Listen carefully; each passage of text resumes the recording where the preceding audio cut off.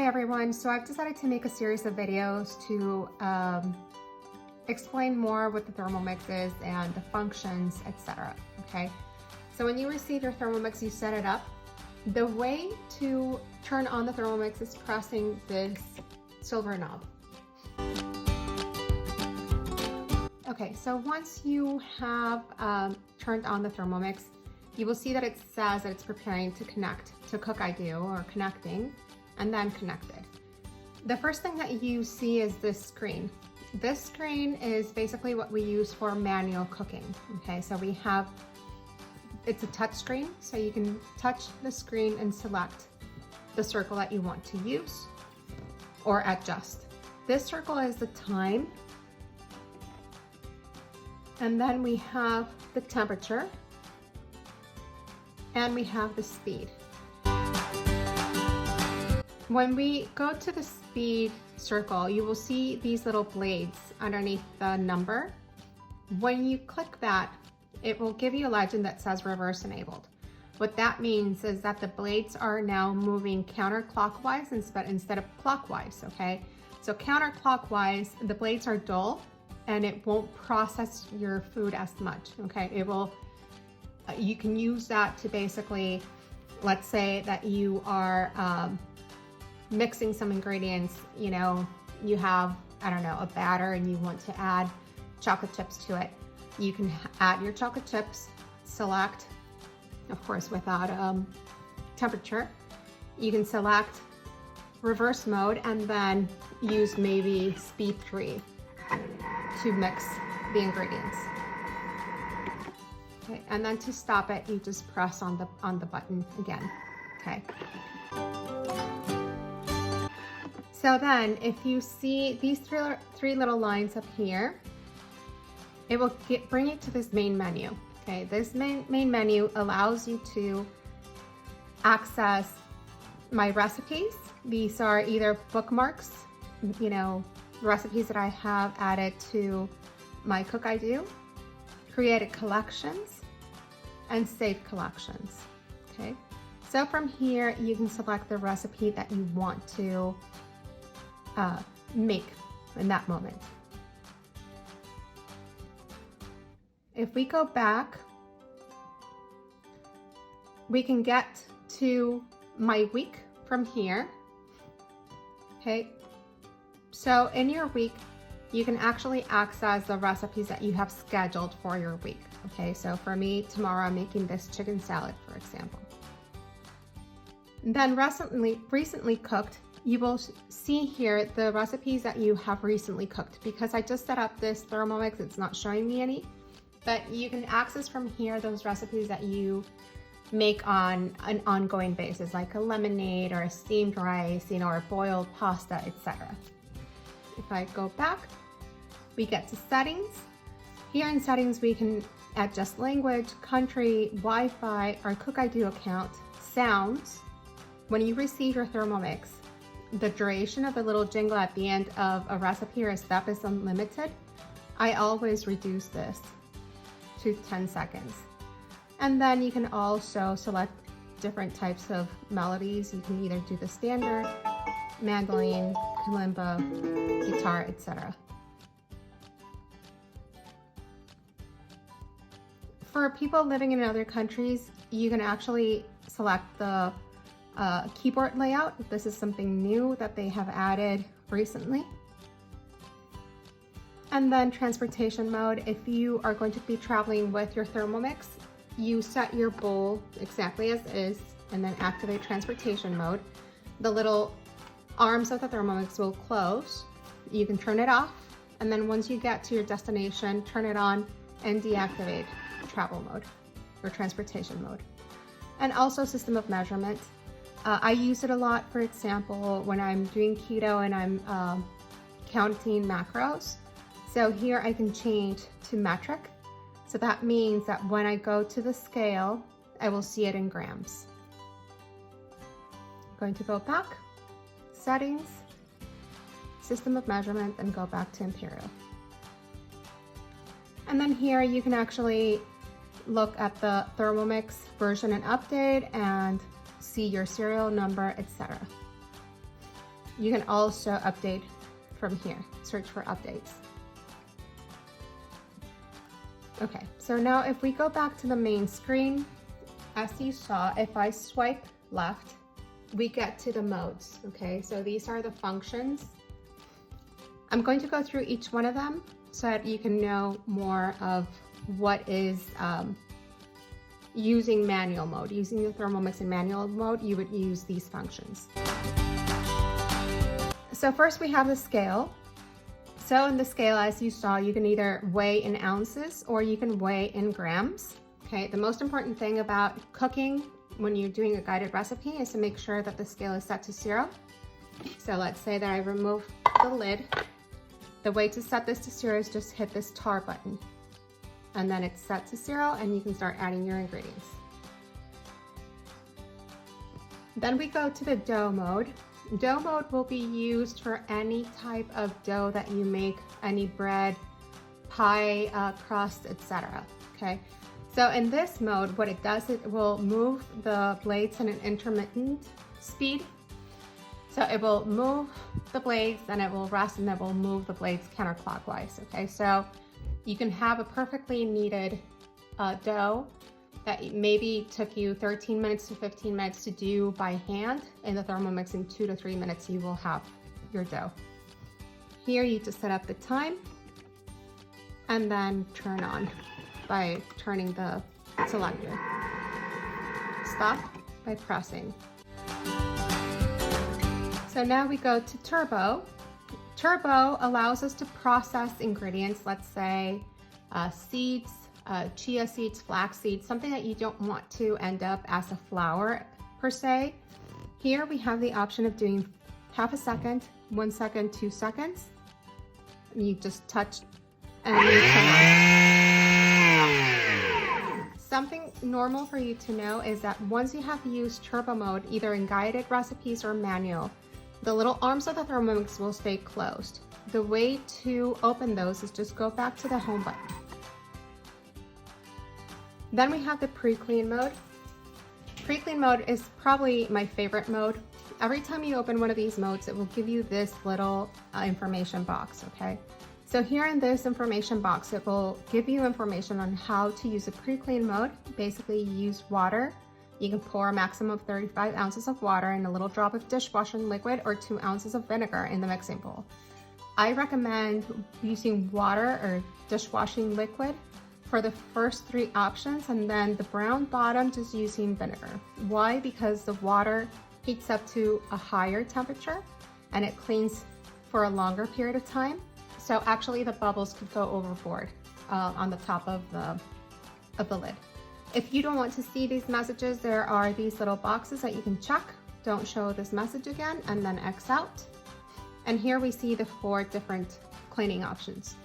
Dough, all-purpose, which is for the majority of recipes. Fats or caramel, if you made a recipe that had a lot of fats or a caramel. And brown bottom, which is the one that I mentioned.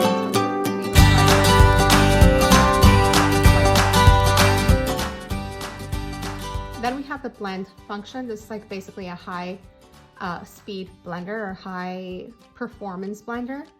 You can select the time. And then in speed, we go from 6, 6.5, 7, 7.58. I always mention to my clients, 6, you can consider it the slow speed, 7, medium, 8, fast. And then we go to the egg boiler function. Again, it will give you information here on the first screen.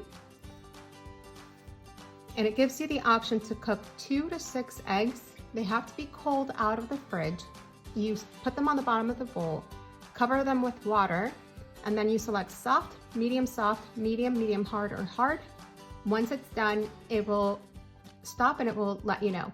So then once they are done, I just give them a nice water bath just to stop the cooking, and then it's perfect. If your eggs are room temperature and you want them hard, then select medium hard.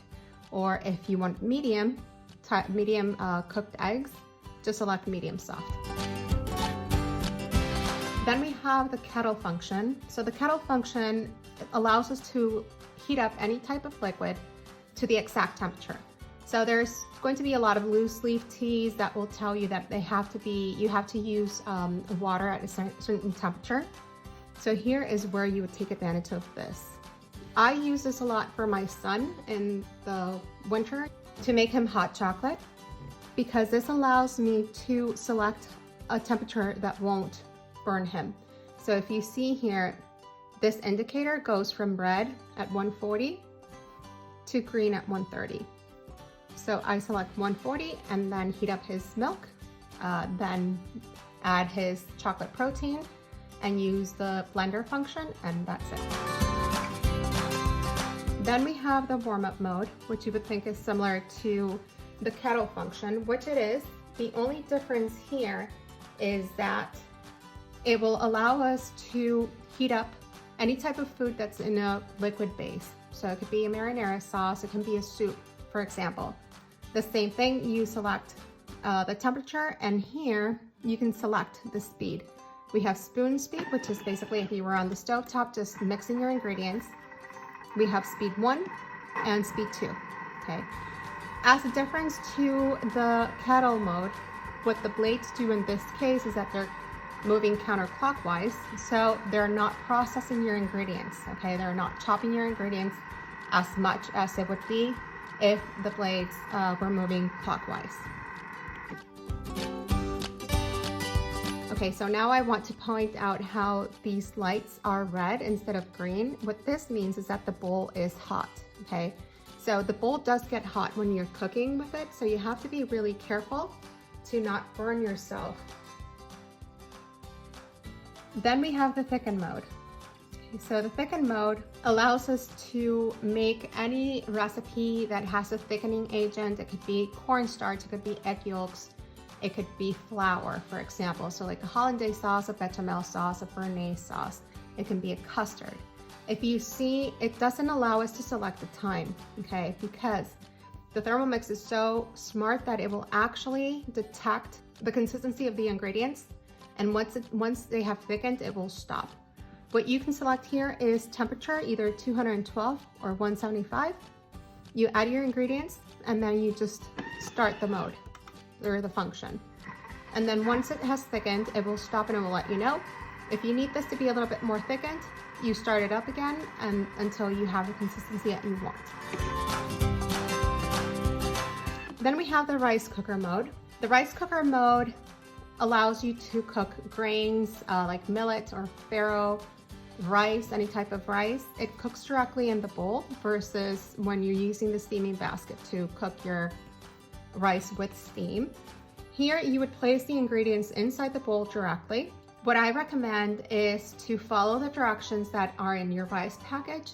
If it's whole grain or if it's like a brown rice, make sure to soak it for at least an hour before cooking. And then here you just add the ingredients in the bowl and you start the function, okay? Very important here, as you can see, you cannot select the time either.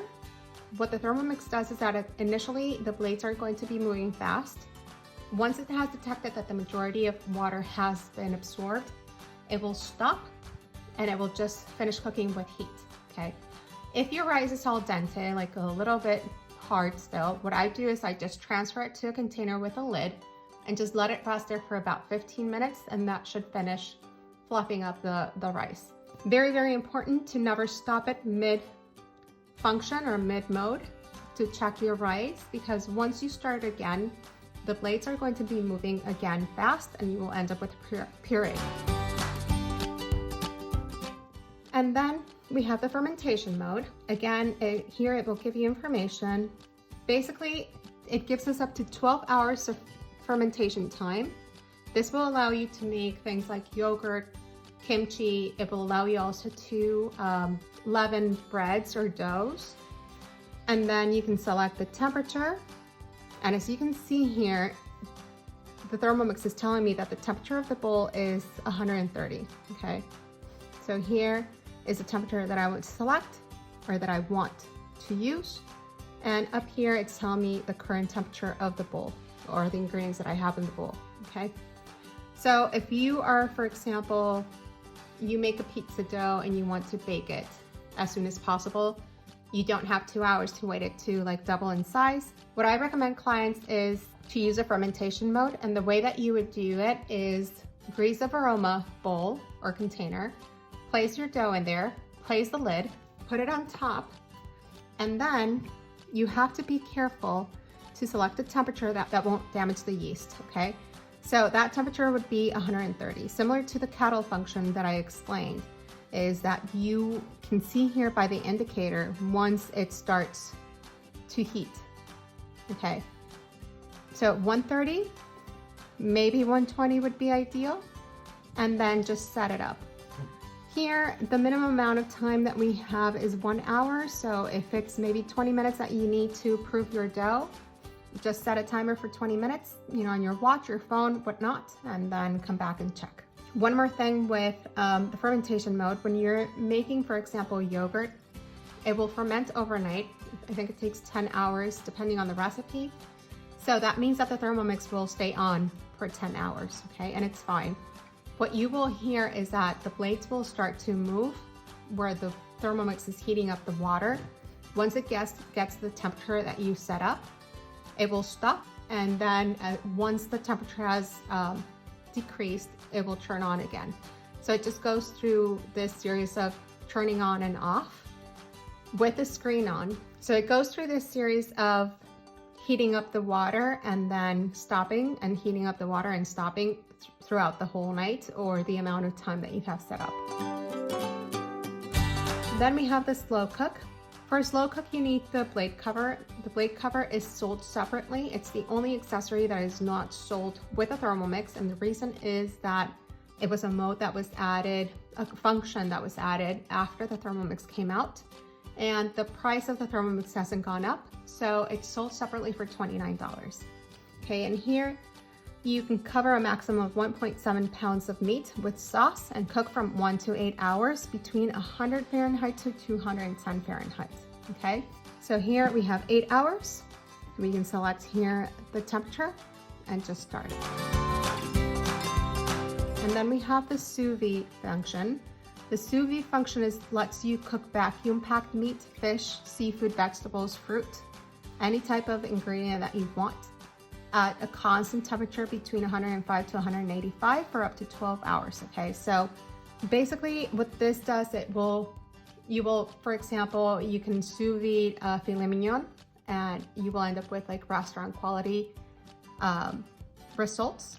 What it does is it will cook it for a longer period of time. It's basically cooking it in a water bath. So what you do is you select your ingredients, whatever it is, if it's a protein or if it's vegetable or fruit, you prepare it, marinate it, etc., put it in your vacuum sealed bags, and then remove the air from the bag. Place your blade cover again, add water, place your bag with your ingredients inside, and then select the time that you want this to cook, as well as the temperature. And then lastly, from this main screen, if you swipe to the right, you will get to Cookie Do or Cook I Do. And here you can either select recipes that you see on the main screen, or you can go ahead and do a search. For me, I much rather do it on the app on my phone or my computer and then send it to my week. I think it's a much faster way to select recipes, but you have this choice too, where you can actually search for the recipe and start cooking directly. And then if we are going to cook a recipe, when you select the recipe, you will get to this screen. If you scroll down, you will see all the same information that you see in Cook I Do: ingredients, preparation, utensils, nutrition, hints and tricks. You know, I always recommend reading these tips. It will give you information of things that you can substitute or how to have a recipe turn out the best. And then if we start cooking, it will walk you step by step through the recipe. If I hit next, it will tell me to add 220 grams of lukewarm water. Okay, if you see it changed now to metric units, when you're doing a guided recipe from Cook IQ, the units will change automatically. So the temperature and the weight for the scale will change automatically depending on where that recipe was developed. So this recipe might be like a UK recipe or Australia or Canada, so that's why it's showing in grams. And it's okay.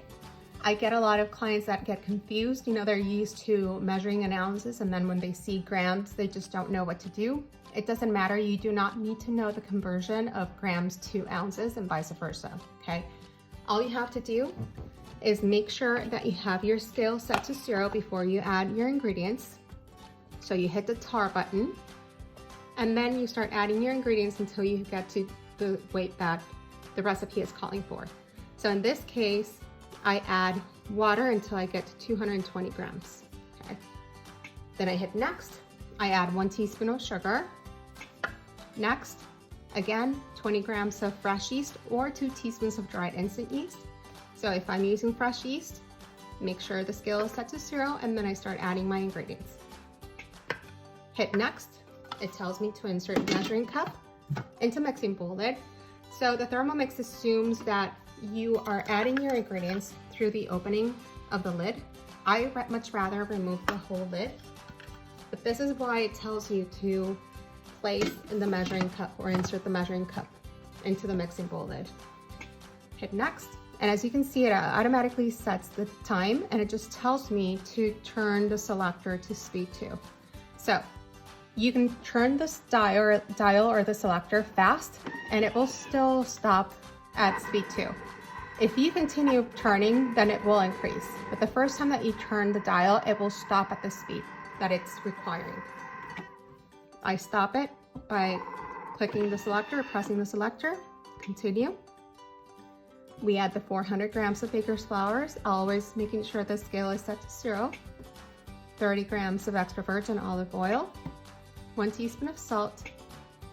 Insert measuring cup into mixing bowl lid, so we place the lid back on, and then here it's going to use the dough mode for 2 minutes. So I just turn on the selector, and it will knead for 2 minutes. And you can hear that it's doing it in an intermittent way. Okay, so let's say it's done. Hit next, and it tells us to transfer the dough into a prepared bowl and work into a ball. Cover bowl with plastic wrap and leave to proof in a warm place until doubled in size, approximately 1 hour. So here is where you could use the fermentation mode if you are in a hurry. Just go back and check the fermentation mode explanation, and I tell you how you can do that.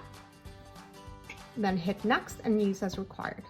And that's it. That's how easy it is to cook with the Thermomix. And finish. And now if I go to my recently cooked, we can see the pizza dough there.